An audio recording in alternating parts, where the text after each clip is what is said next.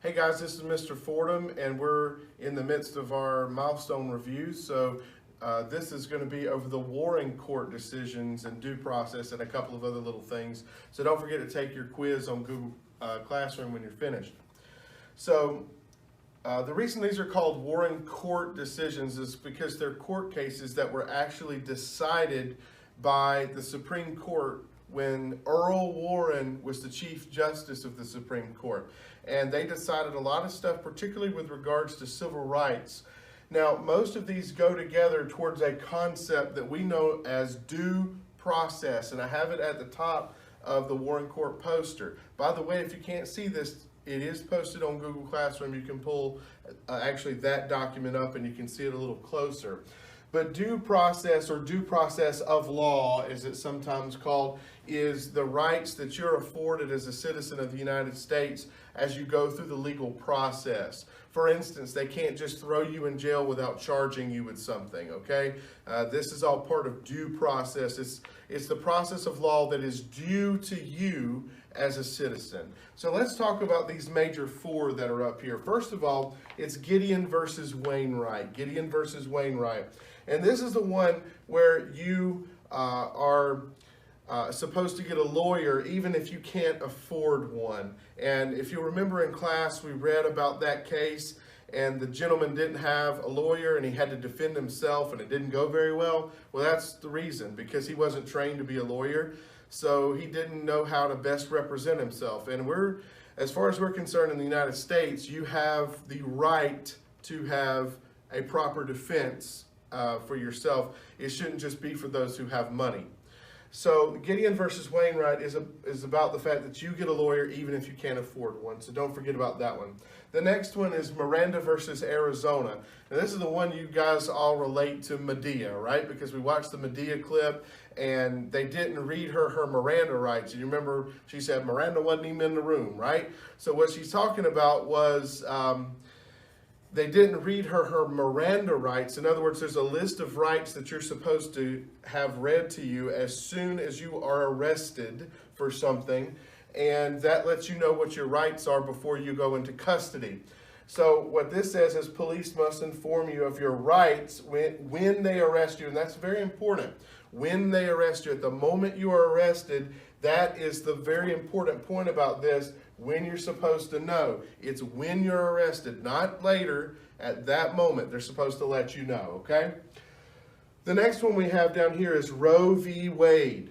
Now, this one guarantees you the right to an abortion, or sometimes they use the term reproductive rights.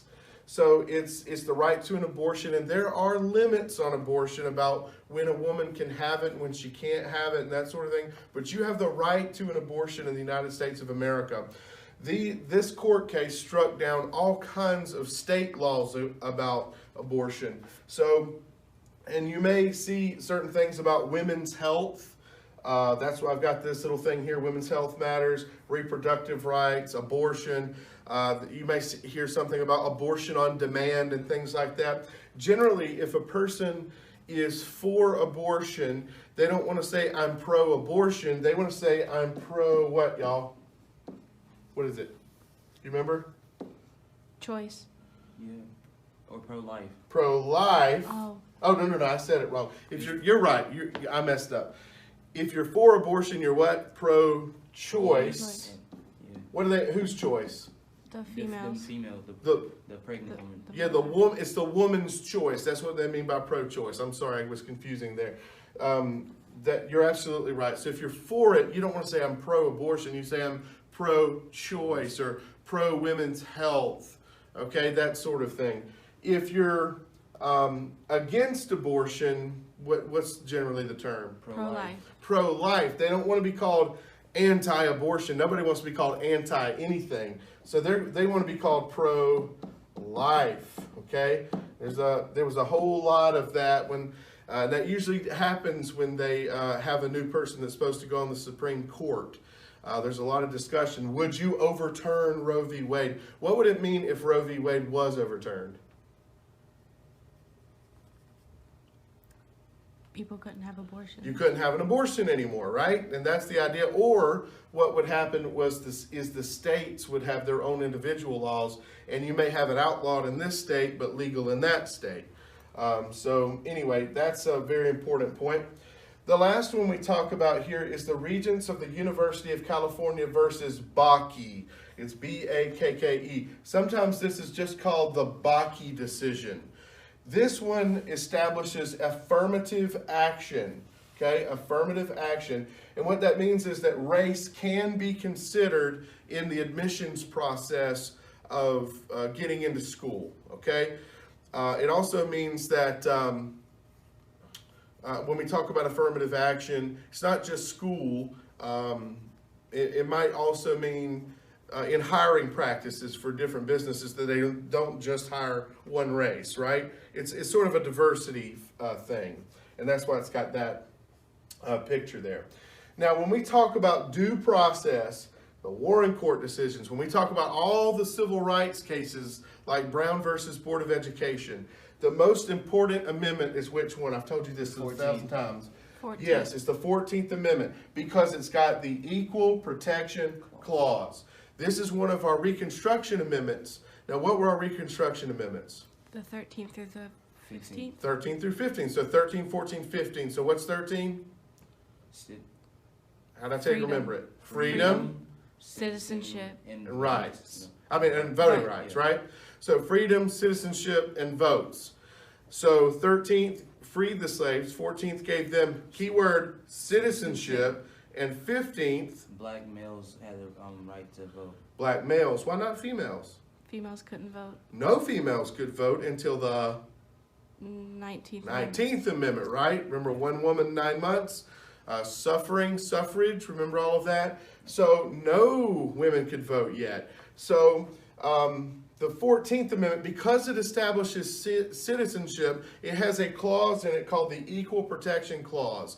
That means as a citizen, you are guaranteed equal protection under the law. And if anybody doesn't have that, then that violates the 14th Amendment. That's why Little Linda Brown in the Brown versus Board of Education case, they were able to argue, Thurgood Marshall and NAACP were able to argue that this violated her 14th Amendment right for equal protection under the law because she had a school 4 blocks up the street that she couldn't go to because she was black, right? And then, she has to go across town, and it was actually endangering her life to have to cross the railroad tracks and all of that. This is not equal protection, they said. So, as you can see, that's why the 14th Amendment is so terribly important, all right? The last little part down here, just to make sure you know some of these guys, when we talk about these big during the Jazz Age as well. Also at the same time, and we're talking like the 20s, right? The teens and the 20s. Langston Hughes is a big deal in the Harlem Renaissance. That has a lot to do with African-American writers, poets, and that sort of thing. Langston Hughes is a big deal.